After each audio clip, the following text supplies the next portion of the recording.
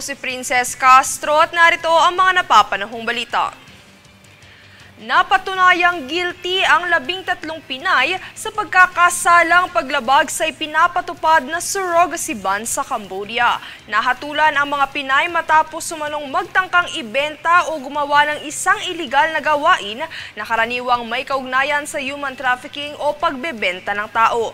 Nagbabala ang Embahada ng Pilipinas sa Cambodia na mahigpit na ipinagbabawal sa naturang bansa ang commercial surrogacy at ang paglalakbay rito para sa surrogacy arrangement. Nauna nang ipinataw ang 4 na taong sintensya ng pagkakakulong, ngunit nabawasan na sa 2 taon na pinagdiskusyonan ng mga councils ng embahada habang kinokonsidera ang balangkas ng batas ng Cambodia.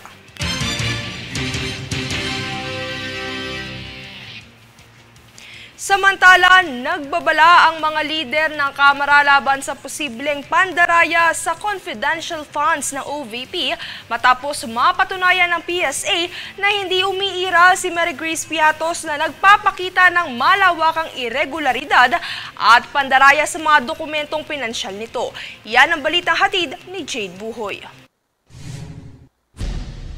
Nagbabala ang mga lider ng Kamara sa posibilidad ng pangmamanipula at sistematikong pag-abuso sa pondo ng Office of the Vice President o OVP sa ilalim ni Vice President Sara Duterte matapos kumpirmahin ng Philippine Statistics Authority o PSA na ang Mary Grace Piatos, isang di umano'y tumanggap ng pondo mula sa OVP, ay hindi totoo. Ayon kina Deputy Majority Leader Jude Asidre ng Tingog Party List at Committee on Women and Gender Equality Chair Geraldine Roman, maaaring senyales ng pekeng pagkakakilanlan ng mas malawak na anomalya sa mga record ng pinansyal ng OVP na dulot ng seryosong banta sa pampublikong pananagutan. Kamakailang kinumpirma ng PSA na walang birth, marriage o death records para kay Piatos, isang pangalan na lumalabas sa mga resibong isinumite ng OVP sa Commission on Audit o COA bilang patunay na paggamit ng 500 million peso confidential funds mula sa huling bahagi ng 2022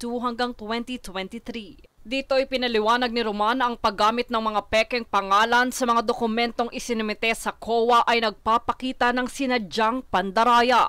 Ayon pa sa kanya, ang kawalan ng totoong pagkakakilanlan ni Piatos ay nagpapawalang bisa sa lahat ng dokumentong gumagamit ng kanyang pangalan. Tinukoy din niya ang iba't ibang anomalya sa mga resibo kabilang ang mga magkakaparehong pirma, pare-parehong tinta at hindi tugmang lagda.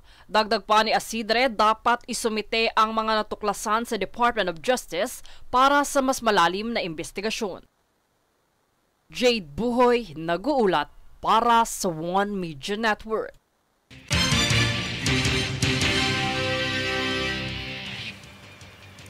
Naglabas ng abiso ang Metropolitan Manila Development Authority o MMDA na magpapatupad ng half-day operations ang Pasig River Ferry Service sa Biyernes ika-6 ng Disyembre. Ito ay upang magbigay daan sa maintenance activities para sa mga ferry boat. Samantala, magbabalik naman sa normal ang biyahe ng ferry sa Sabado, ika-7 ng Disyembre.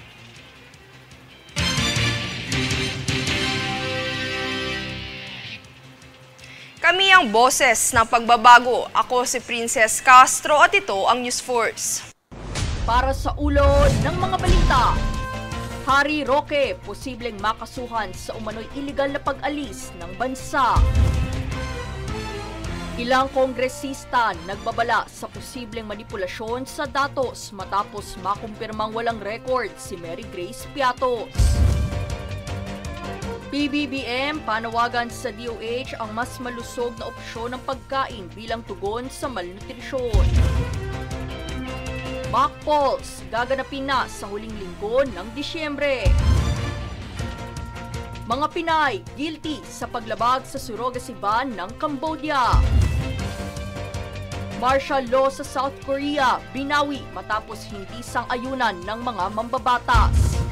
Patas at pantay na balita, komprehensibong ulat para sa pulso ng masa.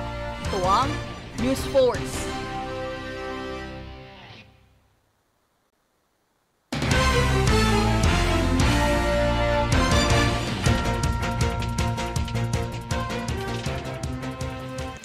Ako si Princess Castro at narito ang mga napapanahong balita.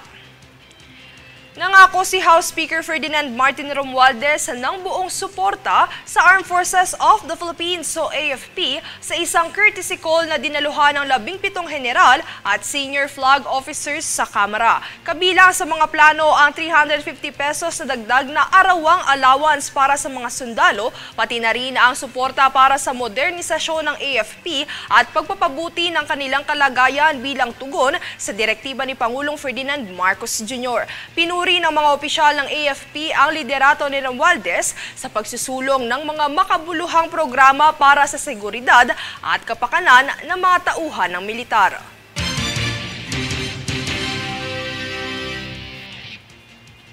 Kinilala ni Philippine National Police o PNP Chief Romel Marbil ang katatagan at dedikasyon ng kapulisan sa pagganap ng kanilang tungkulin sa bayan.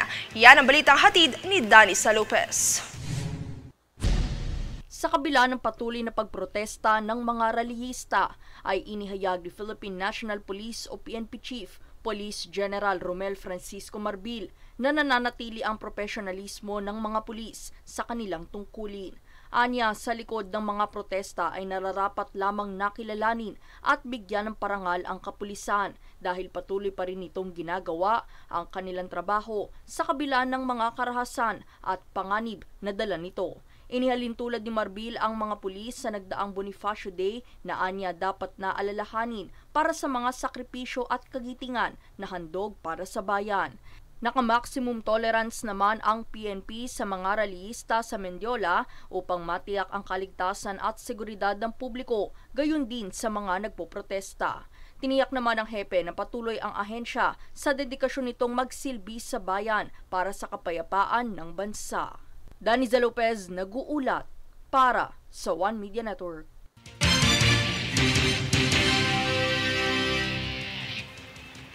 Suportado ng Australian government ang mga operasyon ng Philippine Red Cross o PRC sa pamamahagi ng tulong para sa mga komunidad na apektado ng mga nagdaang bagyo. Handog ng Australian government ang karagdagang sleeping kits, jerry cans, hygiene kits, mother kits at newborn kits. Bukod dito ay suportado rin ng naturang gobyerno ang pagpapadala ng mga non-food items sa tulong pinansyal para sa mga nasalanta sa Cagayan, Aurora, Apayao, Catanduanes at Camarines Sur.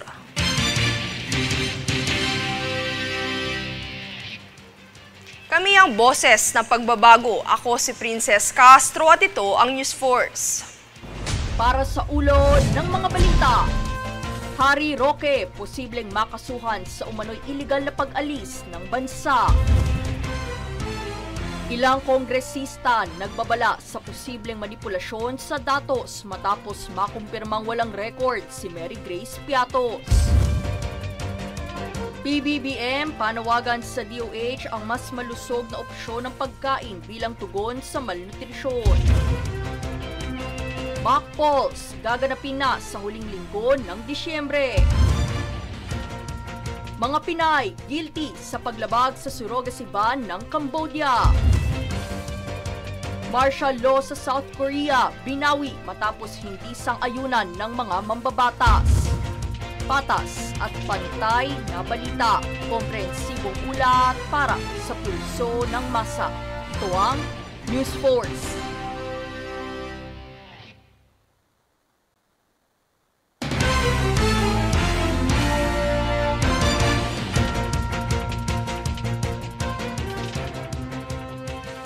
Ako si Princess Castro at narito ang mga napapanahong balita.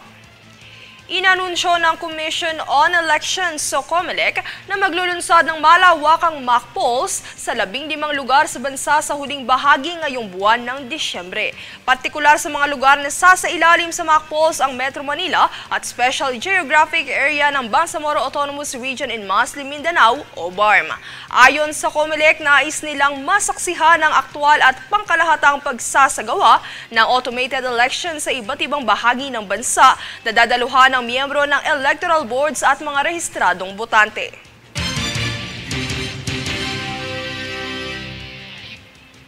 Sa kabilang banda, matapos ang sunod-sunod na pagdinig ukol sa pag-uungkat ng mga ugat ng korupsyong nagaganap sa pamahalaan, binigyang diin ng Kongreso ang pag-usad sa mga ebidensyang nauugnay rito. Yan ang detalyeng hatid ni Jade Buhoy.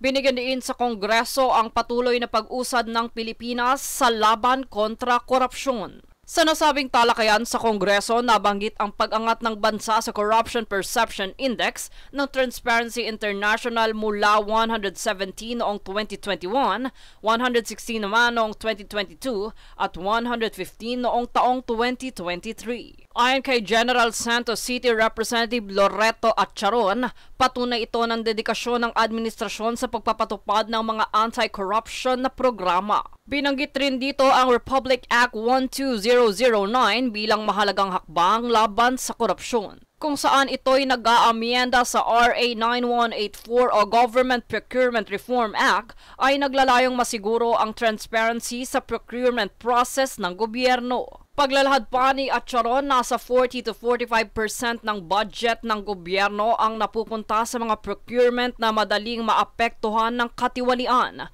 kaya't mahalaga ang batas na ito. Dagdag pa niya, lumalawak ang kamalayan ng publiko tungkol sa transparency at accountability sa paggamit ng pondo ng bayan. Jade Buhoy, nag-uulat para sa One Media Network.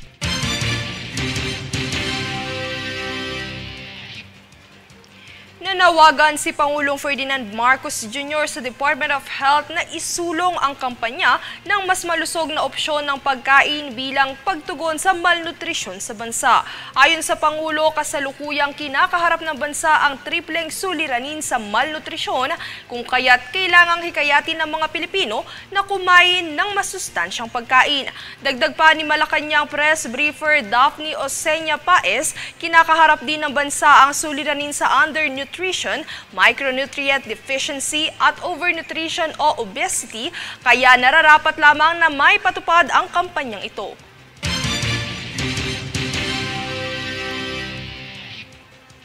Kami ang boses ng pagbabago. Ako si Princess Castro at ito ang News Force. Para sa ulo ng mga balita, Harry Roque posibleng makasuhan sa umano'y iligal na pag-alis ng bansa. Ilang kongresista nagbabala sa posibleng manipulasyon sa datos matapos makumpirmang walang record si Mary Grace Piatos. PBBM panawagan sa DOH ang mas malusog na opsyon ng pagkain bilang tugon sa malnutrisyon. Mock polls gaganapin na sa huling linggo ng Disyembre. Mga Pinay guilty sa paglabag sa surrogacy ban ng Cambodia. Martial law sa South Korea binawi matapos hindi sang-ayunan ng mga mambabatas. Patas at pantay na balita, komprehensibong ulat para sa pulso ng masa. Ito ang News Force.